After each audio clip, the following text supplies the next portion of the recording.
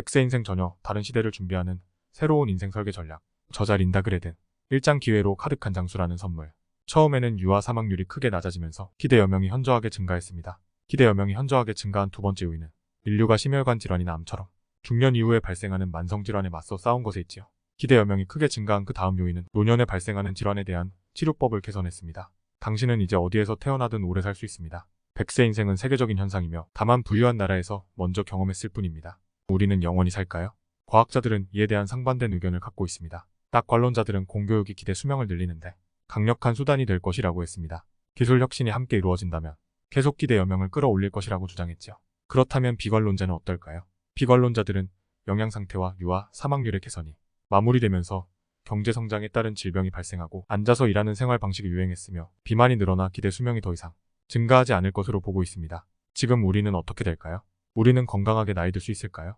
오래 사는 사람들이 많아졌을 뿐만 아니라 이들 중에서 건강하게 오래 사는 사람들이 많아졌습니다. 그 말은 병적 상태의 압축 현상이 나타나기 시작했습니다. 사망이 기대 여명과 사망 시점과 관계가 있다면 병적 상태의 압축에서 병적 상태는 죽음을 맞이하기 전 건강과 관련된 삶의 질을 가리키는 거지요. 노년의 건강한 삶을 영위하기 위한 중요한 열쇠는 보건 정책, 교육, 행동 방식의 변화에 있다는 것을 뒷받침하기 때문일 것입니다. 그것은 저절로 이루어지는 것이 아닌데요. 정리해 보겠습니다. 단순히 100세까지 건강하게 사는 것만을 생각하는 것이 아니라 오히려 100세를 당신이 기대할 수 있는 최소한의 수명으로 생각하는 것이 오히려 현명한 자세일지도 모릅니다. 이장 자금 조달하는 일하는 노년. 돈은 중요합니다. 하지만 길어진 삶을 준비하는데 전부는 아닙니다. 이 책에서는 여러 사람의 가정을 두고 설명하는데요. 여기서 제가 관심 있게 본 부분은 여기에 있습니다. 점점 사라지는 연금 부분입니다. 기대 여명의 증가와 관련되어 가장 많이 언급되는 쟁점 중 특히 선진국 경제에서 정부가 제공하는 연금이 더 이상 유지되기 어렵다는 사실입니다.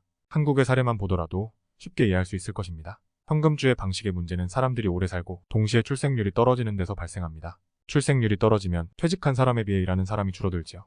길어진 수명과 그에 따른 재정상의 결과들을 고려하면 이제 예전 사람들의 연금 계획 모델로 살 수 없습니다. 고용 환경의 본질적 변화 역시 더 이상 유지되지 못할 것입니다.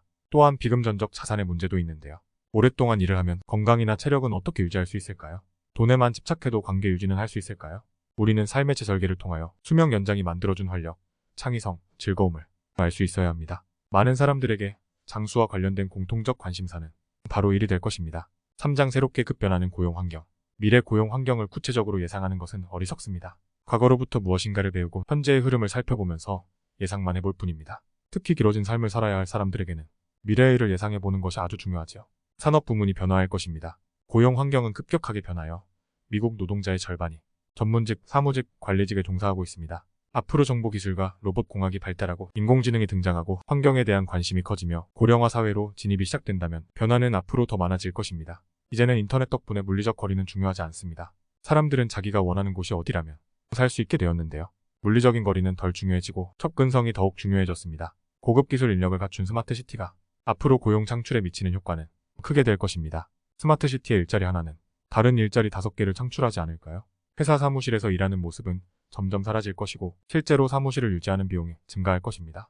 MIT 경제학과 교수 데이비드 오터는 일자리를 다음과 같이 2가지 요소에 따라 분류했습니다.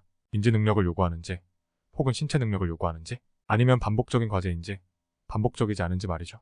우리는 로봇이 우리의 일자리를 차지할 것을 걱정하기보다는 오히려 로봇이 고령화된 노동 인력을 대체하여 생산성, 생활 수준을 유지할 수 있도록 도와줄 수 있다는 것에 고마워할 것입니다. 첨단 기술은 빠르게 발전하지만 이를 실행에 옮기는 것은 상당히 늦을 것입니다. 무인 자동차가 실생활에 도입되면 이를 가로막는 법적 규제를 먼저 넘어야겠죠. 앞으로 새로운 일자리는 어떨까요? 서비스가 가치를 지니려면 인터넷은 필수일 것입니다. 그리고 인터넷은 더 많은 일자리를 창출할 것입니다. 여기서 우리가 걱정할 부분이 있습니다. 인터넷 산업에서 소수만 행복을 누리는 승자 독식 구조일 테니까요. 일자리를 위해 교육에 투자한다고 해도 안정적인 일자리와 고소득을 더 이상 보장받지 못합니다.